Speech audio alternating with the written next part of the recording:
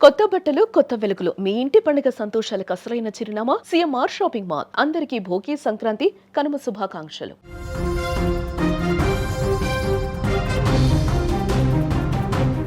సొంత తమ్ముడనే కనికరం లేకుండా ఆస్తి కోసం ఒక అన్న కాలయముడిగా మారిపోయాడు. ఇంటి స్థలం విషయంలో తలెత్తిన వివాదం చివరకు ప్రాణం తీసే వరకు వెళ్ళింది. పట్టపగలే కత్తెతో దారుణంగా సొంత తమ్ముడిని చంపేశాడు ఓ అన్న. ఈ విషాదకర ఘటన వికారాబాద్ జిల్లా తాండూరులో చోటు చేసుకుంది. వికారాబాద్ జిల్లా తాండూరు పట్టణంలోని మాణిక్ నగర్ మోసిన్ రెహమాన్ అన్నదమ్ములు నివాసం ఉంటున్నారు. అక్కడ తమ్ముడు రెహమాన్ ఉపాధి కోసం హైదరాబాద్ వచ్చి పని చేసుకుంటున్నాడు ఆయన. అయితే వీరిద్దరి మధ్య గత కొంతకాలంగా ఇంటి స్థలం విషయమై గొడవలు జరుగుతున్నాయట అన్నదమ్ముల మధ్యలో. సరే, చిన్నపాటి గొడవలే కదా, పెద్ద మనుషులు దాన్ని కూర్చొని సెట్ చేసుకోవచ్చు. ఇంట్లో పెద్ద మనుషులు ఉంటే వారు కుటుంబ సభ్యులు వారు కూడా సెట్ చేయొచ్చు. ఈ నేపథ్యంలో ఆస్తి విషయం తేల్చుకుందామని గ్రామానికి రావాలంటూ తమ్ముడికి ఫోన్ చేశాడు అన్న.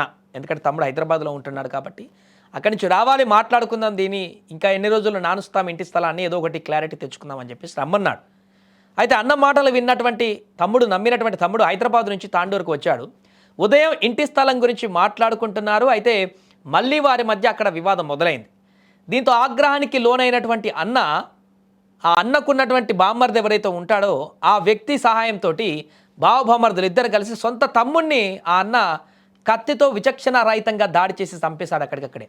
తమ్ముడు అనే కనికరం కూడా లేకుండా కత్తితో దారుణాది దారుణమైనటువంటి హత్యకు పాల్పడ్డాడు. అక్కడున్న వారందరూ కూడా ఒక్కసారిగా షాక్ గురయ్యారు. ఈ దాడిలో తీవ్రంగా గాయపడ్డ తమ్ముడు అక్కడికక్కడే మృతి చెందడంతో అక్కడున్న వారందరూ కూడా భయాందోళనకు గురయ్యారు. పట్టపగల ఈ దారుణం జరగడంతో స్థానికులు షాక్ గురయ్యారు.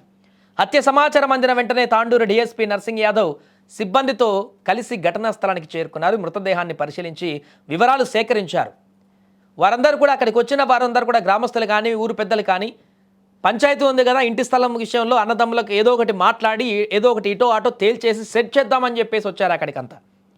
కానీ ఆ అన్న ముందుగానే బాంబర్దిని కూడా తెచ్చుకున్నాడంటే ముందుగానే ప్లాన్తోనే ఉన్నట్టుగా కనపడుతుంది. అక్కడ ఖచ్చితంగా తేడా వస్తే తమ్ముడిని వేసేద్దామని చెప్పేసి అనుకున్నాడా ఏదో తెలియదు. కానీ అప్పటికప్పుడు మాట పెరిగి ఆ పంచాయతీలో ఆగ్రహానికి గురైనటువంటి అన్న తన బామ్మర్దితో ఇద్దరు కలిసి సొంత తమ్ముడిని దారుణంగా అక్కడ అందరూ చూస్తుండనే హత్య చేసినటువంటి ఘటన, కత్తితోటి పొడిచినటువంటి ఘటన సంచలనంగా మారింది.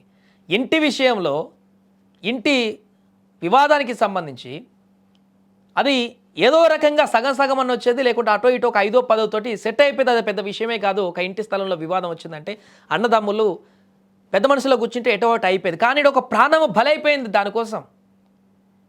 ఇప్పుడు చంపేసిన అతనికి రాలేదు, చనిపోయిన అతనికి ఆ ఇల్లు రాలేదు.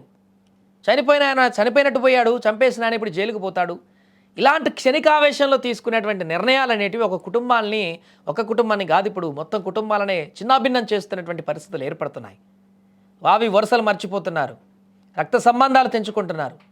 ఆస్తి తగాదాలకైతే కన్న తల్లి తండ్రి అని ఏది చూడట్లేదు. అంత దారుణమైనటువంటి పరిస్థితులకు వెళ్ళిపోతున్నారు. అంటే మనుషులకు అనుబంధాలు, ఆప్యాయతల కంటే కూడా ఈ డబ్బు వ్యామోహం అనేది ఏ రకంగా పెరిగిపోతుంది రోజు అనేదానికి ఇలాంటి ఘటనలు నిదర్శనంగా మారుతున్నాయి.